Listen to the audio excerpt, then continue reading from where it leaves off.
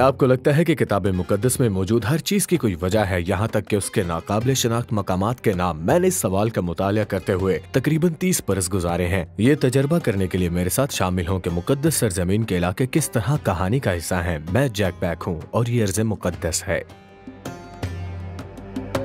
अगर आप ज्यादातर किताब मुकद्दस के कायन की तरह हैं, तो आप बनी इसराइल की वादाशुदा सरजमीन पर तशरीफ आवरी की तफसीलात पर मुबहम होंगे।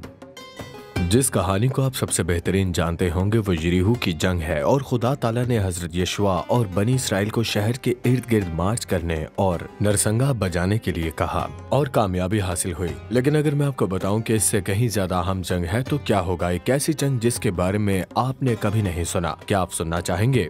आज मैं आपको बताने जा रहा हूँ कि हजरत यशुआ ने कोहे बिन्यामीन की जंग कब लड़ी थी।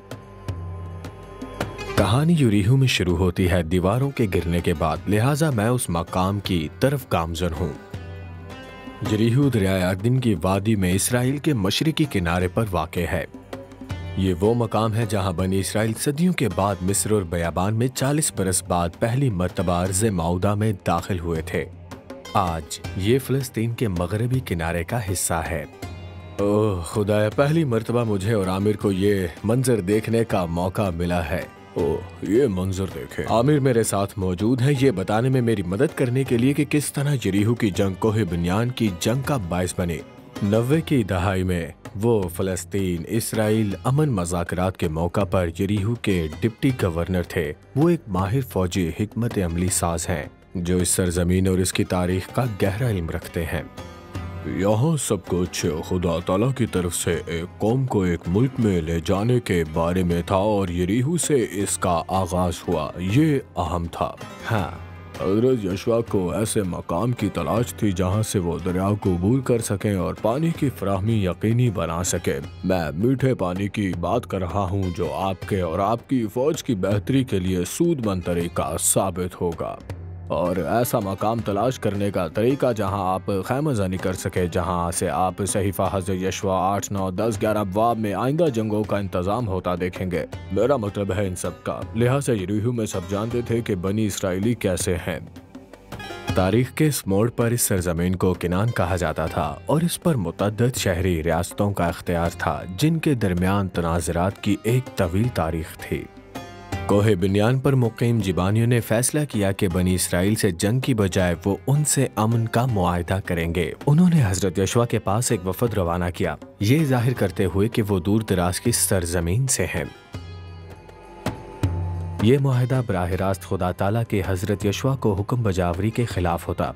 किनानी बादशाहों और शहरियों की मुकम्मल शिकस्त। हजरत यशुआ खुदावंद ताला से हिकमत मांगे बगैर उनकी चाल में फंस गए। बनी इसराइल की तजलील हुई और उनकी फतह मजीद गंभीर हो गई। लेकिन जैसे ही जिबोनियों ने खुद को महफूज पाया, यरूशलेम के बादशाह की सरबराही में मुल्हिका शहरी रियासतों ने जिबोनियों पर हमला कर दिया। अब कोहे बिन्यान पर बनी इसराइल के इत्तेहाद मौजूद थे तो दीगर शहरी रियासतों को अपनी हिफाजत का खौफ था। झांसे में आ जाने के बावजूद हजरत यशुआ और बनी इसराइल ने मुआहदे बरकरार रखने का फैसला किया, और ऐसा करने के लिए उन्हें मुतहर्रिक होना पड़ा। कोहे बिन्यान पर फतह के लिए नहीं बल्कि अपने इत्तेहादियों के दिफा के लिए। आमिर और मैंने उन्हीं के रास्ते को चुना, यरीहो के बयाबानी नखलिस्तान को पीछे छोड़ते हुए और यहूदिया के बयाबान के दुश्वार गुजार रास्ते से कोहे बिन्यान की तरफ बढ़ गए। जब मैं इस बारे में सोचता हूँ कि इस सब का यहाँ से आगाज हुआ और हम कोहे बिन्यान पर जा रहे हैं, तो आमिर इन दोनों इलाकों के दरमियान फौजी हिकमत अमली का क्या है? ये दोनों मुख्तलिफ सूरत हाल है। यहाँ आपको चलते हुए एहतियात बरतने की जरूरत है। यहाँ सब कुछ हमवार है, लेकिन जब आप यहाँ पहुँचते हैं और अगर आप गलत घाटी की तरफ चले गए हैं, जी, तो ये आपको गलत मकाम पर ले जाती है। इस तरफ? जी इस तरफ। लेकिन मुझे समझ नहीं आता कि यहाँ पर रोड साइन नाम या नंबर क्यों नहीं है। मैं इस सड़क पर कभी नहीं आया, ये मेरे लिए नया मकाम है। ये वो मकाम है। मिसाल के तौर पर अगर हम मजीद 5 मिनट बाद बाएं जानिब मुड़े तो हम मुख्तलिफ इलाके में पहुँच जाते। यहाँ एक गलत मोड़ तो गलत मकाम, और हर रास्ता एक जैसा नहीं है। बिल्कुल। हजरत यशुआ होशियार थे कि वो जानते थे कि उन्हें कहाँ जाना है और कहाँ उनकी ज़रूरत नहीं, और उन्होंने ऐसा कैसे किया। उन्होंने इस बात को यकीनी बनाने के लिए जासूस रवाना किए कि लोग उनका इंतज़ार कहाँ कर रहे हैं, और वो जानते थे कहाँ, लिहाजा आपको हमेशा अपनी सोच 10 कदम आगे रखनी होगी। हजरत यशुआ का मुआहदा पूरा रखने का फैसला सिर्फ उनके वादे के पास रखना नहीं था। हव्वार और जरखेज कोहे बनियान यहूदिया के वस्ती पहाड़ी सिलसिला में दुश्वारी पैदा करता है। ये इस खत्ते के कदीम मुआश और सलामती के लिए अहम सफरी राहदारी फराहम करता है। अगर हजरत यशुआ की फौज ने कामयाबी से अपने इत्तेहादियों के खिलाफ मार्च करने वाली फौज को शिकस्त दी होती तो उनको खित्ते की तमाम शहरी रियासतों के लिए इक्तसादी राहदारी का कंट्रोल हासिल होता। आगे सड़क बहुत छोटी है, मुझे मालूम है कि सड़क काफी छोटी है, लेकिन ये ऐसी ही है। देखें, अगर अभी ये गाड़ी के लिए छोटी है तो अंदाजा लगाएं कि तब क्या हाल होगा। जैसे ही हम पहाड़ी के करीब पहुंचे, मुझे मौका मिला कि पहाड़ी को सर करूं और पीछे मुड़कर बयाबान पर नजर डालूं जिसमें हमने सफर किया। एहतियात से वहां काफी बड़े पत्थर हैं। पायलट होने के नाते खतरनाक पहाड़ी सड़क अबूर करके सुख का सांस लिया, और मैं फंस गया हूँ। शुक्र है मैं हवाबाजी, गाड़ी चलाने और उनमें बाहर निकलने में माहिर हूँ। वाह, कोई एक बात जो ये मंजर वाजे करता है कि जब आप दरियाए अर्दिन से अंदरूनी तरफ जाते हैं तो आप ऐसे ही किसी तरफ नहीं जा सकते। आमिर, आप ऐसा क्यों कहेंगे कि हजरत यशुआ और उनकी फौज के पास कोहे बिन्यामिन की जानिब सफर के लिए बेहतरीन रास्ता था? ये बहुत आसान है कि रास्ते का तयन हदफ करता है। ये लोग लुत्फानंदोजी के लिए नहीं घूम रहे थे, ये मदद की जानिब जा रहे हैं। लिहाजा वो सोच रहे थे कि वहाँ तेजी के साथ कैसे पहुँचा जाए और वहाँ खामोशी और बगैर देखे कैसे पहुँचा जाए, और हम सिर्फ इसी ऑप्शन के बारे में सोच सकते हैं। हजरत यशुआ ने इसराइली फौज की क़यादत करते हुए पूरी रात 3200 फुट की बुलंदी तक चढ़ाई तय की। रात भर के मुश्किल और थका देने वाले सफर के बाद वो सूरज तुलू होने के वक्त कोहे बिन्यामिन पहुंचे। उन्होंने देखा जनूबी पड़ोसी बादशाहों और उनकी फौजों से घिरे हुए थे।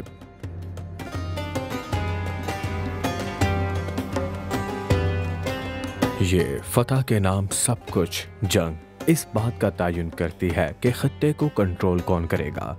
यूं मालूम होता है कि खुदा ताला का मंसूबा अदम तवाज़ुन का शिकार है।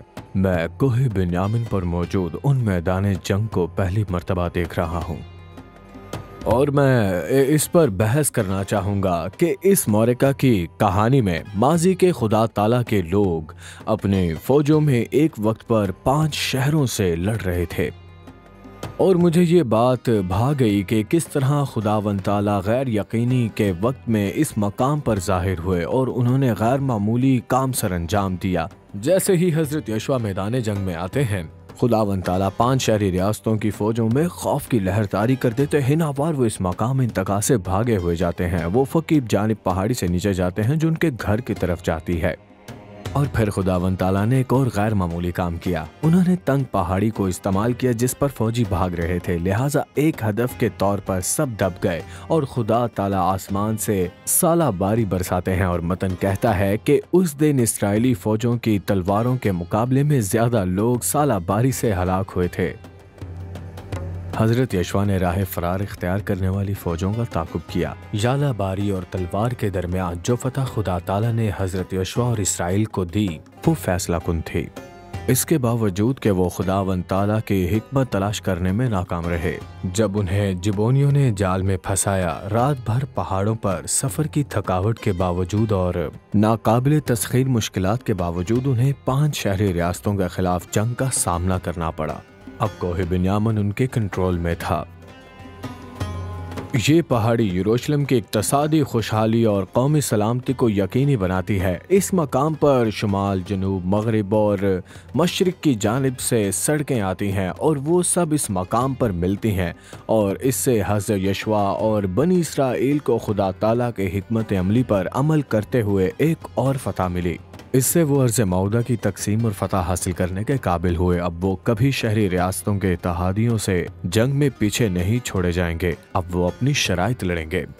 कहानी के दरमियान में खुदा ताला ने जिबोनियों की धोखादही और हजरत यशुआ की रहनुमाई नाकामी को बनी इसराइल की बेहतरी और निजात की कहानी की सरफराजी के लिए इस्तेमाल किया। हमारा रब ऐसा रब है جو خود ہمارے پاس تشریف لاتا ہے جب ہم زندگی کے مشکل اور غیر یقینی بھرے موڑ پر موجود ہوتے ہیں، اور وہ معجزاتی کام کرتے ہوئے یقینی بناتا ہے کہ اختتام افسانہ نہ لگے بلکہ الہی قدرت نظر آئے۔ جب میں کتاب مقدس کی کچھ ایسی کہانیاں دیکھتا ہوں جو تنازعات اور مشکلات سے بھری ہوتی ہیں تو میں دیکھتا ہوں کہ اختیار خدا تعالیٰ کے پاس ہے، اور ایسے میری حوصلہ افزائی ہوتی ہے یہ جاننے سے کہ جب میں خود کو ایک کٹھن سفر کے درمیان پاتا ہوں جہاں میں غلطیاں کرتا ہوں تو میری کہانی اختتام پذیر نہیں ہوتی۔